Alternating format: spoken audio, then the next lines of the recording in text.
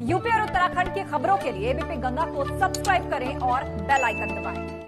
उत्तराखंड की पुलिस सब सवालों में है। दो बड़ी घटनाएं ऐसी हुई हैं और उन दोनों बड़ी घटनाओं में पुलिस के हाथ खाली हैं और इसीलिए सवाल उठ रहे हैं पुलिस पर। तो ये बहुत बड़ी खबर आपको दे दें, उत्तराखंड की पुलिस पर सवाल इसलिए क्योंकि दो बड़ी घटनाएं हुई उत्तराखंड में और मामलों में पुलिस के हाथ खाली है। पार्षद की हत्या हो जाती है।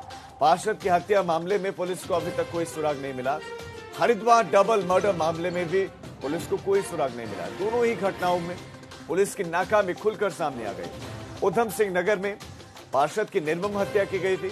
पार्षद को बाहर बुलाया गया, उसके बाद पार्षद की हत्या कर दी गई और हैरानी इस बात को लेकर होती है कि अभी तक पुलिस को कोई जानकारी नहीं मिल पाई है। पुलिस के पास कोई इनपुट नहीं है, जबकि जिले में इस इलाके को सील कर दिया गया था ताकि कोई अपराधी भाग न सके। लेकिन भागे वो तब जब पुलिस को मालूम हो कि रोकना किसको है।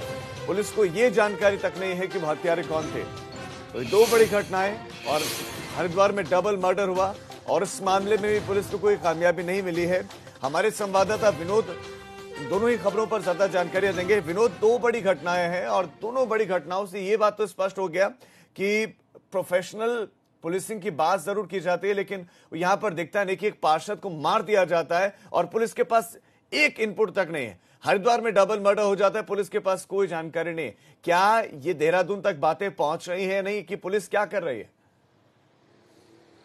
जी राजीव, देखिए, कई अभियानों के माध्यम से उत्तराखंड पुलिस सुर्खियों में रहती है। मित्र पुलिस का दर्जा उत्तराखंड पुलिस को प्राप्त है, लेकिन जब बड़ी घटनाएं उत्तराखंड में होती है तो सारी हैकड़ी और तमाम दावे उत्तराखंड पुलिस के धरे रह जाते हैं।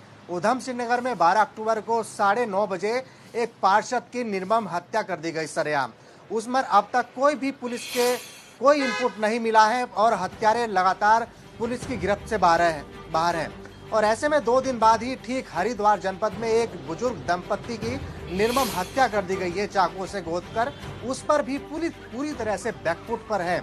लगातार अब ये माना जाए कि इतनी बड़ी घटनाएं जब उत्तराखंड के बड़े डिस्ट्रिक्ट्स में हो जाती है तो पुलिस पर कोई भी ऐसा इनपुट नहीं है आखिरकार हत्यारों को तलाशा जाए। अब सवाल उठता है कि आखिरकार पुलिस इनपुट जुटाने में लगी है या फिर अपनी खाना पूर्ति करने में जुटी है, ये जरूर माना जाएगा। और तमाम जिस तरीके से पूरे मामले में अब ढील ढिलाई बढ़ती जा रही है, कोई सुराग अब तक नहीं लगा है, तो पुलिस की कार्यप्रणाली पर, कार्यशैली पर जरूर सवाल उठते हैं राजीव, क्योंकि लगातार अभियानों के माध्यम से हम तो ऐसा माना जाता है कि मित्र पुलिस का दर्जा उत्तराखंड पुलिस को प्राप्त है। लेकिन विनोद सवाल यह है कि क्या लगातार से बड़े अधिकारी इन मामलों पर संज्ञान नहीं ले रहे हैं? क्या वो इन जिलों के बड़े अधिकारियों से सवाल नहीं पूछ रहे हैं कि इतनी बड़ी घटनाएं आपके इलाके में हो गई हैं, आपने क्या कार्रवाई की अब तक, आपने किसको पकड़ा है, आपके पास क्या जानकारी उस बाबत?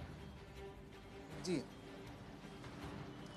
ये भी मैं आपको बात बताऊं राजीव, कल अगर उधम सिंह नगर की सबसे पहले घटना 12 अक्टूबर की बताऊं, जिसमें एक पार्षद की हत्या कर दी गई थी दिन दहाड़े, उसको लेकर कल आईजी कुमाऊं अजय रोतेला ने उनके परिवार से करीब 1.5 घंटे बात की और 1.5 घंटे में उनसे हालचाल जाना। आखिरकार कौन सी रंजिशन हो सकती है, कौन सी बात हो सकती है, कौन सी प्रॉपर्टी डीलिंग से रिलेटेड कुछ ऐसी स्थिति हो सकती है कि आखिरकार पार्षद की हत्या कर दी गई है।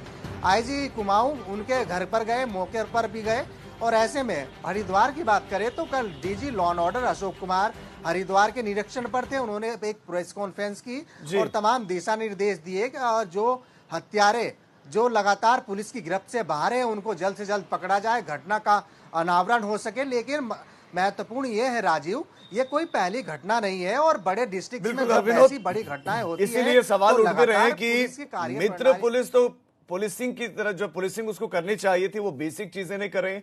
विनोद, आपका इस तमाम जानकारी के लिए बहुत शुक्रिया। लेकिन सवाल एबीपी गंगा लगातार उठा रहा है कि आखिर पुलिस की जो कार्यशैली है वो बदलेगी कब, आरोपी गिरफ्तार कब